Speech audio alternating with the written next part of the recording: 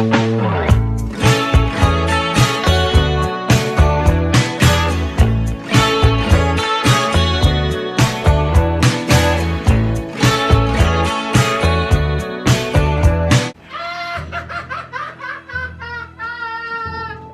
about a laugh. Joker is without a doubt my most anticipated movie of the rest of 2019, and I have a lot to say about it. In about 3 weeks or so, we will finally get to see how this movie turns out, and whether or not it lives up to the hype. And when I say hype, I really mean it. This movie has received insanely positive reviews from so many critics and people from different websites, all praising how fantastic it is, specifically Joaquin Phoenix as the Joker. It reportedly received an 8-minute standing ovation at the Venice Film Festival premiere. 8 minutes. That's absolutely insane. And I don't doubt that that happened for 1 second just based on everything that we've seen so far in the trailers and the look of Joaquin Phoenix as the Joker. I mean, we're talking about a man who's known for openly turning down Marvel Studios multiple times because he didn't feel his talents belonged in a kid-friendly universe. Not only this, but he has also stated that he doesn't regret it either, which only makes his role as the Joker all the more fitting in my opinion. If that alone doesn't say how serious he takes this movie, then I really don't know what will. It's crazy to me to even think that many critics are already predicting which Oscars this film can win, and it still hasn't even premiered. IGN gave it a perfect masterpiece rating of 10 out of 10. IMDb scored it a 9.6 out of 10. Rotten Tomatoes currently has it sitting at 86%, and so on. I think it's fair to say that if this movie is even half as good as the people or trailers have made it out to be, then we are in for quite a ride. Now, with everything I just said, I don't want to get too ahead of myself like some people already and say he's the best Joker of all time, no question. But I do want to talk about 3 things that could potentially lead to him being the best Joker ever. Right off the bat, the very first thing that comes to mind is the people they have working on this project. Much like The Dark Knight, this crew consists of a bunch of talented people, including Todd Phillips as the director. At first, that seemed like a very risky choice to me since he is mostly known for his comedic films, and as a dude who just watched The Hangover for the first time, I did not think he was going to be able to pull this off. But after the trailers for Joker dropped, I realized the approach they were going for with this movie, and it seems it was much needed to have someone with experience in comedy to help out, especially one who's been successful doing so. Despite the fact that he only focuses on comedy, it seems, it's nice to see the studio found somebody that knows what they're doing, unlike, In addition to Todd Phillips though, Bradley Cooper is one of the producers of this movie, and most people know him for his acting, but he is actually a really talented dude behind the camera as well. Just last year, he directed and starred in A Star is Born, which went on to be nominated for 7 Oscars, and I don't know, I think people kind of forget that. So, of course, there's many more talented people behind this movie, but I mean, those 2 are the big ones that come to mind. A movie can only be so good without the right people working on it. I'm gonna keep bringing up The Dark Knight for comparison, but yes, The Dark Knight wouldn't have been as legendary as it is today without Christopher Nolan's direction.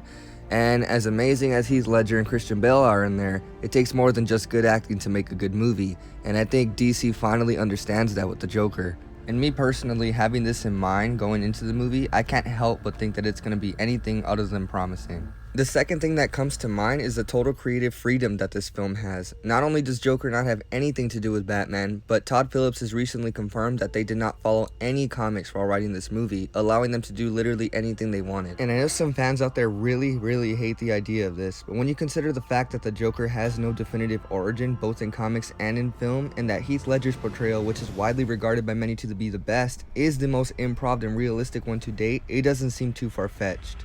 Joker does feel very similar to the Nolan trilogy just by the look of the trailers, and in my opinion, that is the right approach. It's great to see a studio change up the comic book movie formula and give us something new for a change. Plus, if it really doesn't follow any of the source material and ends up being a bad movie, then there's no risk of ruining any classic stories, so it's all good. Oh, and I haven't even mentioned the best part, that this film does not take place in the DC Extended Universe. People don't realize how much an interconnected film universe can really affect movies. I've said this before and I'll say it again, not everything needs to be connected. I think the best example of this, sadly, is the DCEU. By comparing this to the MCU, I'm not saying by any means that the MCU is perfect, but DC's universe really feels like a rushed attempt to match what Marvel took 11 years to do. And even though as of lately their films have been improving, it's clear that they still have a lot of work to do. Yeah, and it's not like a competition, The fact that Joker isn't connected to anything is really what got me interested in seeing this movie, if I'm being honest. There's just so much more that can go good than bad. For instance, basically everything wrong with Batman vs Superman can't happen in here. No worry of an overabundance of characters or subplots or unnecessary tie-ins to set up future in-universe movies and so on. Joker will just be its own movie with its own stakes and its own story.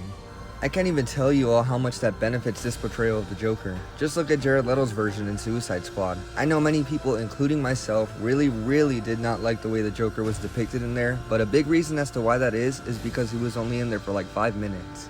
Yeah, okay, I know most of us just hated what they saw and probably don't want any more of him ever, but who knows, maybe Leto really did steal the show like he said, but all of his great scenes were just cut out of the movie because it didn't fit in with the universe's story. I think we can all agree that we won't have any worry of that anymore.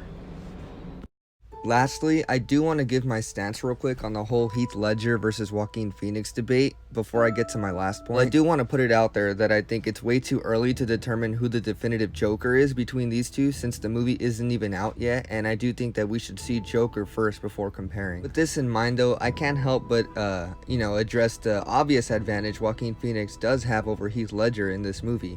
That being the enormous amount of runtime he has in comparison to Heath Ledger's in The Dark Knight. While the both of them are incredible actors, it's hard for me to imagine that Heath Ledger's portrayal can remain the best of all time when you consider that in the film he portrayed Joker in, it was centered around Batman first of all, so that means that Joker only had 14 minutes of screen time, giving Heath 14 minutes to blow the audience away. And the fact that Heath Ledger managed to win an Oscar just off of his very little screen time is remarkable in itself. But when you compare that to Joker, Joaquin Phoenix's movie is centered around him. Not to mention the fact that it's a little over 2 hours long. And with the obvious edge in screen time, if this film really lives up to the hype and Joaquin does deliver an Oscar-worthy performance, it's very possible that we might be able to call him the new greatest Joker of all time. I guess to sum this video up, in short, Joaquin Phoenix's Joker can go down as the greatest live-action portrayal ever because he has the crew and supporting cast and acting ability to make it to the Oscars. There's no pressure of an interconnected universe, and he has way more than enough screen time to win over the hearts of fans. Before I end this video guys, I just want to tell you all to watch Joaquin's other films, specifically The Master and Her. He's so great in those, I promise. Don't be one of those fans that just starts liking him because Joker came out. Alrighty guys, that's all I got for today's video. If you enjoyed this video, make sure to hit the like button, leave a comment down below, and make sure to subscribe for more weekly content. Cornbois signing off in 3, 2, 1. Send in the clown.